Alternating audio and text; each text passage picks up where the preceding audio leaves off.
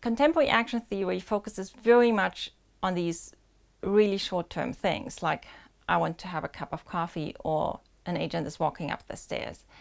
And my own view is that if you're trying to analyze those small-scale actions or those short-term pursuits, as you put it, you're just not going to really make sense of them if you don't put them into this larger context of the agent wanting her life go well. An example that I've sometimes used is, because it is an often used example that someone walks up the stairs, from the ancient perspective that I explore, you would say, why are you walking up the stairs? And maybe someone would say, well, I'm walking up the stairs because I'm fetching my book. And you would say, why are you fetching your book? Well, because I study for my exam. And why do you study for your exam? Well, because I want to, become a doctor, let's say.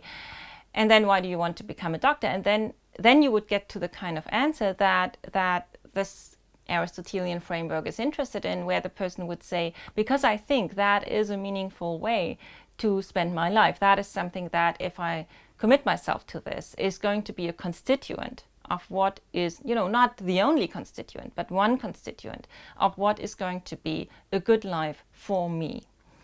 And that is, so then you have, of course, lots of questions about what precisely are these relationships between pursuits like studying a given field, small-scale actions like walking up the stairs, and this largest scale motivation to have your life go well.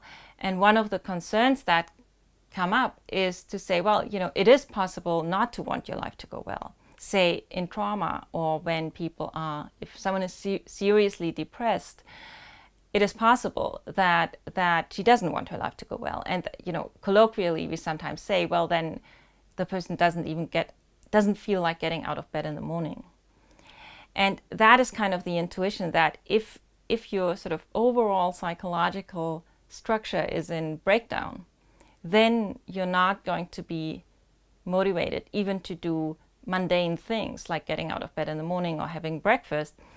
And then the thought in ancient ethics is that we need to, as it were, approach this to some extent from the point of view of psychology, because we are dealing with human beings, so we are not looking at action as something that happens according to necessary regularities, or it's not as if we are doing mathematics. We are looking at human beings.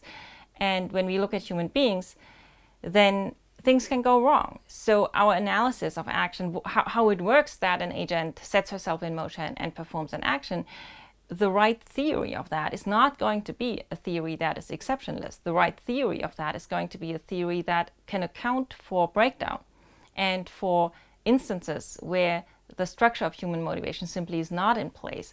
And that is actually like a criterion for getting it right in the theory of action, that it permits these cases where things are not going according to the general pattern.